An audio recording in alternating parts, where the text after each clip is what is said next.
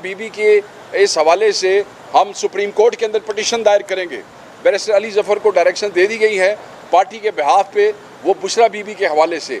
अब क्या जुल्म है कि एक तो हमारे कायद को आपने रखा है और उनको तकलीफ़ देने के लिए आपने उनकी ज़ौजा के साथ, आप केस ही नहीं है, केस के पल्ले ही कुछ नहीं है, मगर सिर्फ इमरान खान को ज़हनी अजियत देनी है।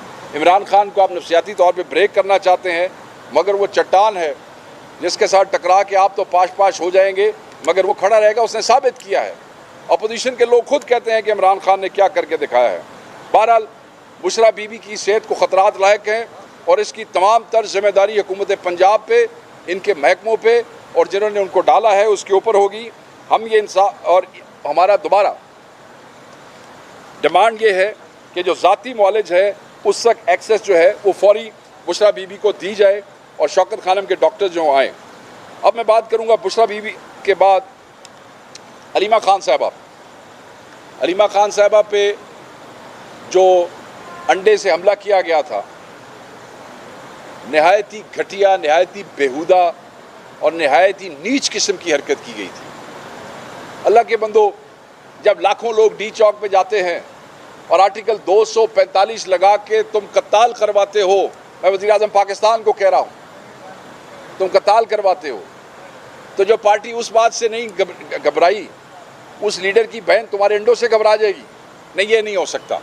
तो आप समझते थे कि आपने उनको ह्यूमिलिएट करने की कोशिश की है। मैं ये समझता हूँ कि आपने उनके कद को बढ़ाया है। जिस तरीके से, जिस कंपोज तरीके से उन्होंने सिचुएशन को हैंडल किया, मैं ये समझता हूँ कि उनको हरासा करने के लिए पहले उनके एक बेटे को पकड़ा गया, उनको हरासा करने के लिए उनके दूसरे बेटे को पकड़ा गया।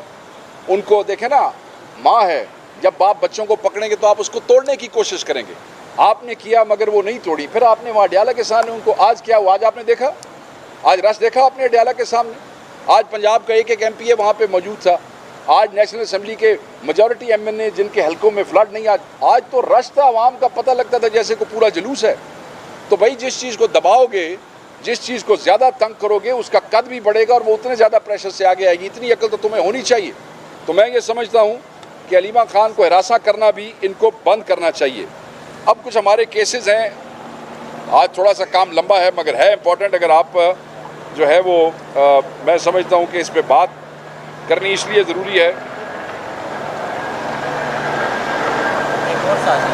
ये भी आप कह सकते हैं, ये भी कह सकते हैं, मगर कोई नहीं, इसमें मेरे साथ आप भी जाएंगे। हो सकता है खबर बड़ी बन जाए। देखें जी, केसेस के हवाले से मैं किन केसेस की बात करना चाहता हूँ और मैं उसको ज़रूर टच करना चाहता हूँ। उस पर तफसील से बात नहीं हुई, मेरा ख्याल था कोई वकील बात करेगा पार्टी में से। ज़रूरी इसलिए है कि सज़ाएँ हमारे वर्कर्स को, हमारे MNAs को, हमारे MPs को 10 साल की सज़ाएँ हुई हैं, नाहक हुई हैं। मैं सिर्फ चंद केसेस आपके सामने रखना चाहता हूँ कि आपको अंदाज़ा हो जाए। इनसे इंसदाद दहशतगर्दी ATC की अदालत का जो फैसला, शादमान केस का जो तहरीरी फैसला, वेरी इंपॉर्टेंटली जज मंजर अली गुल साहब ने किया है। 2 ख़वातीन थी, तस्लीम और सादिया नामी 2 बहनें, जिन्होंने इस मुकदमे का ट्रायल, शादमान वाले मुकदमे की बात कर रहा हूँ, ट्रायल अटेंड नहीं किया, ट्रायल ही अटेंड नहीं किया। भाई जी, इस मुल्क में नया काम हो गया। दोनों बहनों ने ट्रायल अटेंड नहीं किया और जो फैसला आया तो फैसले में दोनों बहनों को सज़ा होगी। कैन यू इमेजिन इतना बड़ा ब्लंडर? मुझे नहीं समझ आ रही कि हमारे वकील भाई जो कर रहे थे उन्होंने इस पर बात क्यों नहीं की। ये सादिया जो है ना जी, एक बहन, ये ज़मान पार्क की रिहायशी थी, वो दूसरी बहन इसको कहीं मिलने के लिए आई। वो जियो फेंसिंग वाले में लोकेशन दोनों की ज़मान पार्क की थी, ये रिहायशी है वहाँ के। तो उस खाते के अंदर इन दोनों बेचारी बेगुनाह मासूम ख़वातीन जो हैं, इनका नाम आ गया, मगर ये ट्रायल में शामिल नहीं हुई, फैसले में इनका नाम भी आ गया। कभी आपने सुना है कि ट्रायल ही ना हो, ट्रायल में शमूलियत ही ना हो और नाम आ जाए? कोई एब्सेंशिया का ट्रायल भी नहीं है। होता है ना कि एब्सेंशिया में ट्रायल हो गया, वो भी नहीं है। इसी शादमान के मुकदमा में जमशेद चीमा नामजद थे, मुलजिम थे, इन पर सीधी फायरिंग का इल्ज़ाम था। यही इल्ज़ाम मियाँ महमूद रशीद पे भी था। जमशेद चीमा साहब ने प्रेस कॉन्फ्रेंस कर दी है जी, वो बच गए थे, मगर दूसरी तरफ मियाँ महमूद रशीद ने प्रेस कॉन्फ्रेंस नहीं की, 10 साल सज़ा।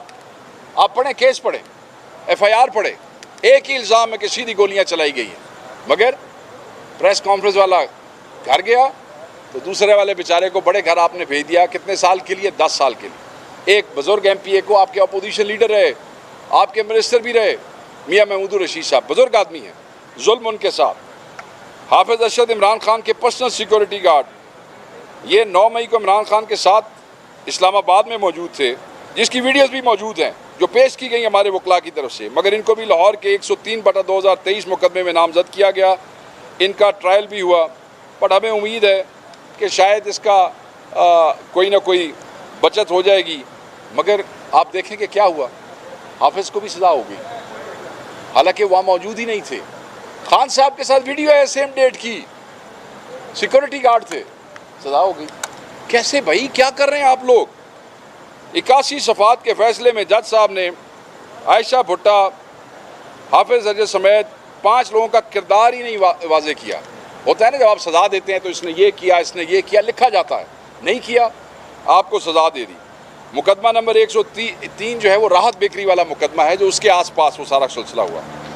जलाओ गिराओ, आज तो वो खास मूवमेंट है मेरे लिए, मैं भी इसीलिए बाहर बैठा। इस पे 8 लोगों पे अदालत ने नारे लगाने का जुर्म आयद किया। क्या सर? नारे लगाने का। अदालत ने लिखा कि इन्होंने नारे लगाए, कितना बड़ा जुर्म किया, सजा 10 साल। सीधा फायर करने वाले को सजा 10 साल, नारा लगाने वाले को सजा 10 साल। जुल्म, ये कैसे होगा कि ये निज़ाम कैसे चलेगा और कब तक ऐसे चलेगा? मतलब है कि ये जो जालिम लोग बैठे हैं ना, ये समझते हैं कि अल्लाह ताला ने रस्सी ढीली की होती है, पर जब रब वो खींचता है तो पता नहीं लगता है। हर जालिम यही समझता है कि वो ठीक कर रहा है। ये फसाई हुकूमत जो बैठी, जो बेनिफिशरी है, समझते हैं ठीक कर रहे हैं। आप देखिए कि ये अल्लाह की पकड़ में आएंगे तो इनके साथ क्या होगा। तमाम ज़ख्मियों का मेडिकल 2 से 3 दिन ताख़ीर से हुआ। जितने भी इन्होंने मजरूब अपने दिखाए ना, उनका मेडिकल ही, हालांकि कानून में ये होता है कि अगर मेडिकल लेट हो तो केस इफेक्ट हो जाता है। जो लोग आप में से पुलिस की को बीट करते होंगे, आपको पता होगा। जज साहब ने सबूत मांगने की बजाय खुद ही वजाहत कर दी कि जनाब 9 मई को, क्योंकि हालत लगी, वो एमरजेंसी हालत थी ना मुल्क में, तो जज ने सबूत नहीं मांगा कि क्यों लेट किया, उसने खुद ही जस्टिफिकेशन दे के फैसला कर दिया। मजाक बन गया है कानून का, और ये सब खामोश हैं। ये जो बहुत बड़े बड़े सूडो इंटेलेक्चुअल बैठे हैं पुलिस में, ये सारे जो बैठे हैं, ये जो क्या मैं कहूँ, सेनेटर एजाज चौधरी ने 7 गवाह पेश किए, बुजुर्ग हमारे रहनुमा हैं, 2 साल से प्रोडक्शन ऑर्डर्स हो रहे हैं, उनको पेश नहीं किया जा रहा। 7 गवाह पेश किए। मुबीना साजिश के वक्त वो जमान पार्क में नहीं मौजूद थे, मगर अदालत ने यह कह के गवाहियाँ रद्द कर दी कि नहीं जी, आप PTI के हैं ना, वो ये PTI के लोग हैं, ज़रूर शामिल होंगे, इन्हें भी 10 साल दे छो, उधर भी 10 साल। यार कुछ अल्लाह ताला का खौफ इस मुल्क में किसी को है कि नहीं? इस तरीके से होता है। मतलब स्टार गवाहों की जो जाए वकुआ है, उस पर मौजूदगी का कोई सबूत नहीं है, साजिश का कोई सबूत नहीं है। मुलजिम अली हसन अब्बास पे, आखिरी मुलजिम की बात कर रहा हूँ, फिर 1-2 पॉइंट और करके, मुझे अंदाज़ा है कि आपके कैमरे भी आपके साथ साथ ही चलते हैं। मुलजिम अली अब्बास पर इल्ज़ाम था कि इसने पुलिस का पिस्टल और 1 लाख रुपया छीना है। मुलजिम अली अब्बास ने पुलिस का पिस्टल 1 लाख रुपया छीना है।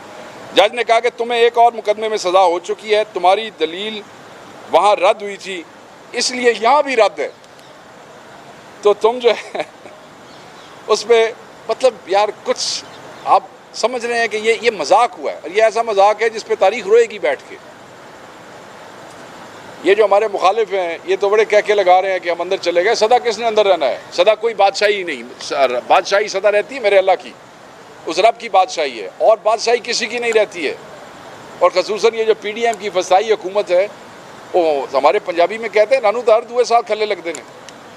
ये तो हम थे या नहीं थे, ये तब भी हर 2 साल बाद जूते खा के निकल जाते होते थे हुकूमत में से। याद करें आप, जब इमरान खान नहीं भी इनको कन्फ्रंट करता था, जब PTI नहीं भी थी, तब भी इनके साथ यही असर होता था हर 2 साल के बाद, और आगे भी इनके साथ जो है यही होगा। मगर अब आवाम इनको गिरबान से खींच के जो है निकालेगी। देखिए, हम 4 जजों ने ख़त लिखे, उस पर हम उन तमाम जजों की जो काबिल सताइश हैं, माजी में उनके फ़ैसले जो मर्जी रहे हों, ये जो जस्टिस सरदार इसाक साहब का, बाबर सत्तार साहब का, मंसूर अली शाह साहब का, और ये 4 जजेस के जो ख़त थे ये काबिल सताइश हैं। हम ये समझते हैं कि ये आइन के साथ खड़े हुए हैं।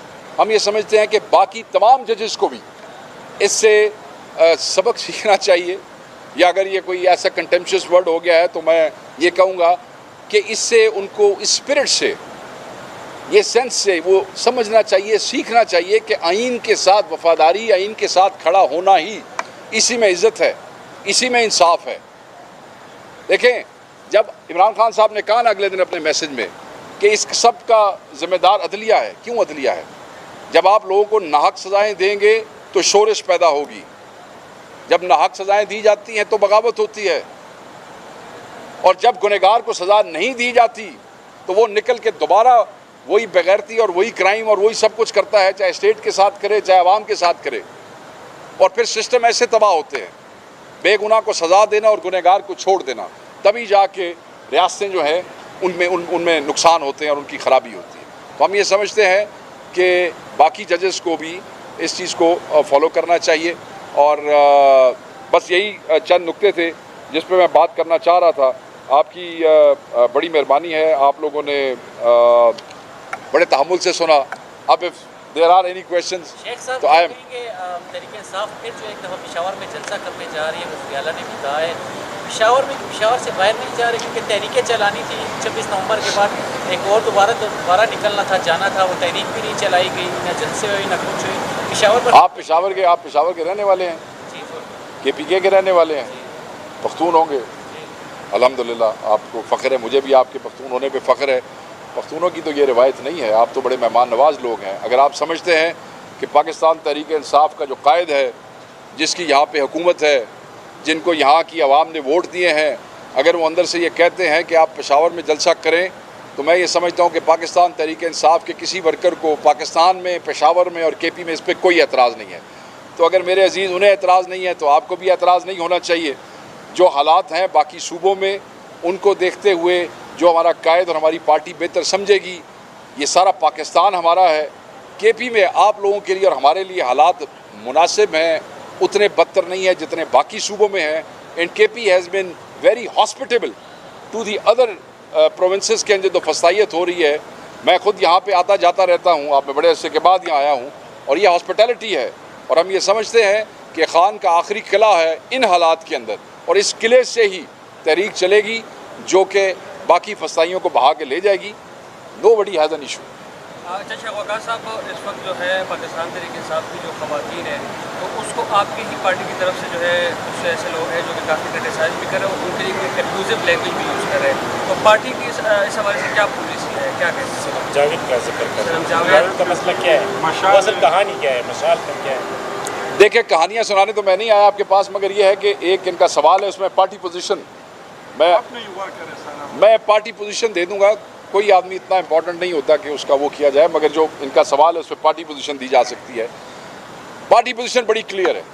इमरान खान साहब हमेशा रियासत मदीना की बात करते हैं और रियासत मदीना की लाइंस के ऊपर पाकिस्तान में नया पाकिस्तान की बुनियाद रखने की बात करते हैं। जिस पार्टी का कायद रियासत मदीना की बात करता हो तो आप इससे अंदाज़ा कर सकते हैं कि उसके करीब बहनों का, बेटियों का, माओं का और ख़वातीन का एहतराम क्या होगा। इमरान खान साहब वो शख्स हैं कि उनके नज़रिए और फ़लसफ़े की हिफाजत करते हुए पाकिस्तान तहरीक इंसाफ की सैकड़ों हज़ारों माएँ बेटियाँ जो हैं इस तहरीक का हिस्सा बनी और 9 मई के केसेस के अंदर गिरफ़्तार हुई। आज भी डॉक्टर यास्मीन राशिद गिरफ़्तार हैं, जेल के अंदर हैं, प्रेस कॉन्फ्रेंस नहीं की है। आयशा भुट्टा ने साल गुजारे, 10 साल सज़ा। आलिया हमज़ा ने 16 महीने गुजारे, उनको 5 साल सज़ा। सनम जावेद ने टाइम गुजारा जेल में, उसको 5 साल सज़ा। 4 औरतें फैसलाबाद में 5 साल जो है वो 10 साल उनको सज़ा हो चुकी है। और इमरान खान साहब ने इन बच्चियों, बेटियों और बहनों की कुर्बानियाँ सामने रखते हुए किसी को MNA की लिस्ट में नॉमिनेट किया, किसी को MPA की लिस्ट में नॉमिनेट किया, किसी को पार्टी की जिम्मेदारी दे दी, ये समझते हुए कि इन माओं बहनों की, इन बेटियों की कुर्बानियाँ जो है वो खान ने रिकग्नाइज़ की हैं। पाकिस्तान तहरीक इंसाफ माँ, बहन, बेटी चाहे अपनी जमात में है चाहे किसी भी जमात में है, उसके एहतराम पे यकीन रखती है और हम बिल्कुल ऐसे एलिमेंट्स को इनकरेज नहीं करते जो पार्टी की बहनों को, पाकिस्तान की बेटियों को, सिर्फ मैं तहरीक इंसाफ की बात नहीं करता हूँ, तहरीक इंसाफ के अंदर तहरीक इंसाफ का कोई रुकन अगर किसी की भी बेटी पे या औरत के ऊपर भी आवाज़ उठाता है तो तहरीक इंसाफ उसको बिल्कुल इनकरेज नहीं करती है, ना उसके साथ खड़ी होती है। और आप तो फिर उन बच्चियों की बात कर रहे हैं जिन्होंने जेलें इमरान खान साहब की ज़ात के हवाले से, इस पार्टी के एजेंडे के हवाले से गुजारी हैं। तो we condemn and we discourage all those elements जो पाकिस्तान की बेटियों के बारे में किसी भी किस्म की बात करें। ये हमारी बच्चियां हैं, हम इनको ओन करते हैं। खान ने इनको रिकग्नाइज़ किया है और खान ने as a reward of their services उनको उन लिस्टों के अंदर डाला जहाँ पे आने के लिए किसी ज़माने में सिर्फ बड़े बड़े ख़ानदानों की जो है बॉर्ड स्कॉट ख़वातीन सियासी जमातों के अंदर अपने इस्तेमाल करती थी और MNAs नाम मतलब अपने कॉन्टेक्ट्स इस्तेमाल करती थी, MNAs MPs अपने नाम दे देते थे और वो आ जाती थी। ये बच्चियाँ तहरीकों के अंदर मेहनत करके जेलें काट के मर्दों के शाना बशाना, बहुत से मर्द दौड़ गए, भाग गए, नहीं दौड़ी इन्होंने। तो this is our position, official position, nobody is allowed to do that and so has Imran Khan has directed clearly। आज से 4 महीने पहले का मैं आपको वाक़या बता देता हूँ, जब आपके चीफ मिनिस्टर, मैं ज़्यादा तफसील नहीं बता सकता, आपके चीफ मिनिस्टर जो है खान साहब को किसी ने शिकायत लगाई, तो आपके चीफ मिनिस्टर जब खान साहब को मिले तो खान साहब ने पूछा चीफ मिनिस्टर से कि वो 2 बंदे जो थे उनके बारे में ये क्या मामला है। तो बताया गया कि किसी की बेटी के बारे में इसने इस किस्म की हरकत की थी जिसकी वजह से वो उठाए गए थे। तो खान ने कहा कि भाई छोड़े क्यों, ठीक किया जो उनके साथ किया, क्योंकि मेरी ये तरबियत नहीं है। बस ये लाइन काफ़ी है सबके लिए। ख्वाजा आसिफ ने अभी कहा है कि हम वज़ीर आला खैबर पख्तूनख्वा के कालाबाग डैम के हवाले से हिमायत उन्होंने बयान दिया है, हम उनका खैर मकदम करते हैं और कालाबाग डैम बनना चाहिए। 50 सालों से सियासत की नज़र आ रहा है। एक इसका जवाब दे दीजिए कि PTI का क्या स्टांस है? PTI का स्टांस उसका ये भी कहना है कि हाइब्रिड निज़ाम से कुछ लोगों को बहुत ज़्यादा तकलीफ हो रही है, इशारा आप लोगों की तरफ। देखिए, पहली बात है बड़ी क्लियर, पाकिस्तान तहरीक इंसाफ का जो मौक़िफ़ है कालाबाग डैम पे वो बड़ा क्लियर है और वो वही है जो इमरान खान साहब का है। कालाबाग डैम जो है, जब तक इस मुल्क में चारों सूबों में कंसेंसस नहीं हो जाता तब तक हम कालाबाग डैम के ऊपर कोई वो नहीं कर सकते हैं। कालाबाग डैम का बनना और उसकी इफादियत वो तभी है जब तमाम सूबों का आपस में कंसेंसस हो जाए। और तमाम सूबों से मुराद ये है सिंध, तमाम सूबों से मुराद ये है KP, तमाम सूबों से मुराद ये है कि पंजाब और जब तक सारे सूबों का कंसेंसस नहीं हो जाएगा तब तक कालाबाग डैम बनाना तकसीम पैदा करना और डिस्ट्रैक्शन के मुतरादिफ है। तो उसके हक़ में कोई भी नहीं है। खान साहब की पोजीशन बड़ी क्लियर थी, चीफ मिनिस्टर ने भी यही बात की थी, ज़रा और अल्फाज में की होगी। अगर आप मफहूम समझे तो उनका भी वही मफहूम था जो इमरान खान साहब की बात का निकलता है। इस वक्त इसको हम इसलिए भी ज़्यादा डिस्कस नहीं करना चाहते कि we don't want to create any distraction. ये इस वक्त डिस्कशन की वो नहीं है। हाइब्रिड निज़ाम की बात है, हम तो भाई जमहूरियत पे यकीन रखते हैं, हम किसी हाइब्रिड नॉन हाइब्रिड वाली बहस में नहीं पड़ते हैं। हम तो वाज़ेह कहते हैं कि जिन्होंने वोट लिए हैं, जो असल नुमाइंदे हैं, उन्हीं के पास असम्बलियों में बैठने का हक़ है, उन्हीं के पास हुकूमत बनाने का हक़ है, उन्हीं के पास पाकिस्तान को मसाइल से निकालने और पाकिस्तान की अवाम की नुमाइंदगी का मैंडेट है। एक निज़ाम इस मुल्क में मौजूद है। हाइब्रिड निज़ाम तुसी अपने घरों कितों लैके आ गए हो? ख्वाजा साहब एक नवी फुल जड़ी छड़ देंगे। ये जो पुराना निज़ाम है ये ख़त्म कर दिया जो नए निज़ाम की तरफ आ रहे हो, या कोई इरादा है निज़ाम ख़त्म करने का? अगर इरादा है तो सबसे पहले छुट्टियाँ जो है वो आप लोगों की होनी है। हम तो ऑलरेडी, हमारे साथ तो जो हो रहा है सो हो रहा है। अपना ख्याल करें, हमें छोड़ें, हम हर निज़ाम का मुकाबला करने के लिए तैयार हैं। शेख साहब ये बताइएगा, मैं तो इसलिए आपके सवाल ज़्यादा ले रहा हूँ क्योंकि मैंने काम ज़्यादा लंबा खींचा। ये बताइएगा शेख साहब, गंदा सवाल नहीं करना कोई। खैबर पख्तूनख्वा में एक कानून है, एक शनड़ ऑफ सिविल पावर, उसके तहत पार्लियामान के सारे इख्तियारात किसी और के पास मुंतकिल हो गए हैं। अब अपोजिशन के अलावा किसके पास मुंतकिल हो गए? किसी और के पास। किसके पास? सिक्योरिटी के पास चले गए हैं, लोगों को उठा सकते हैं। कौन सी सिक्योरिटी के पास? फौज के पास। अच्छा, पैरामिलिट्री फोर्सेस के पास। अच्छा, अपोजिशन के अलावा जोर लग रहा है आपका सवाल करते हुए, मुझे 3 दफ़ा पूछना पड़ा। अच्छा, अपोजिशन के अलावा अब PTI के अंदर से भी जो है आवाज़ उठना शुरू हो गई है। कल खैबर पख्तूनख्वा इस्तेमाल में इसके खिलाफ करारदाद भी लाया गया है। तो खैबर पख्तूनख्वा हुकूमत की क्या मजबूरी है कि इस पर सुप्रीम कोर्ट भी जो स्टे उन्होंने लिया हुआ है वापस नहीं ली थी? नहीं, करारदाद तो मंजूर हो गई, मंजूर हो गया, लेकिन स्टे तो बाकी है सर। नहीं तो स्टे कोई खैबर पख्तूनख्वा हुकूमत ने किया हुआ है। हमारे नुमाइंदे मौजूद थे, आज उन्होंने करारदाद पास कर दी है। इसके अलावा जो आप बात पूछना चाहते हैं बैरिस्टर साहब से पूछ सकते हैं। मैं तो पार्टी का नुमाइंदा हूँ और पार्टी के MPs ने इसको वो कर दिया तो बात ख़त्म हुई। क्या मुझे अभी आने से पहले मैंने देखा मोबाइल, तो वो एक दूसरे को लोगों ने मुबारकबाद दी हुई थी कि वो पास हो गई, तो पास हो गई तो अब बहस किस बात की है? स्टे वापस लेना तजवीज़ करेंगे? ये तो देखें ना, ये तो चीफ मिनिस्टर और आपको बैरिस्टर साहब बताएंगे ना, मैं तो नहीं बता सकता। फिर आप लोग ही कहेंगे जी ये KP की हुकूमत का नुमाइंदा बन गया। Thank you sir. बड़े अदब से अच्छे वाला सवाल। ये नजरियाती कारकुन आजकल बहुत खिलाफ हुए हैं क्योंकि सालार वजीर है, ट्विटर पे ट्रेंड भी चल रही है। एक तो 3 इडियट के वो नाम इस्तेमाल करें, मशाल आजम और सनम जावेद, एक दूसरा नाम मुझे याद नहीं। दूसरा वो कह रहे हैं कि वो लोग जब मना कीजिए तो चले जाते वरा खान को छोड़ दिए उन लोगों ने। ये नजरियाती कारकुनान कहते हैं। देखें, हमें हर कारकुन का एहतराम है और हम ये समझते हैं कि एहतराम को मलूज़ खातिर रखने के बाद ये बात बड़ी वाज़ेह है कि इमरान खान की पार्टी के अंदर जो लोगों की बहनें बेटियां हैं उनका तहफ़्फ़ुज़ और उनका एहतराम हर पार्टी मेंबर पे ज़रूरी है।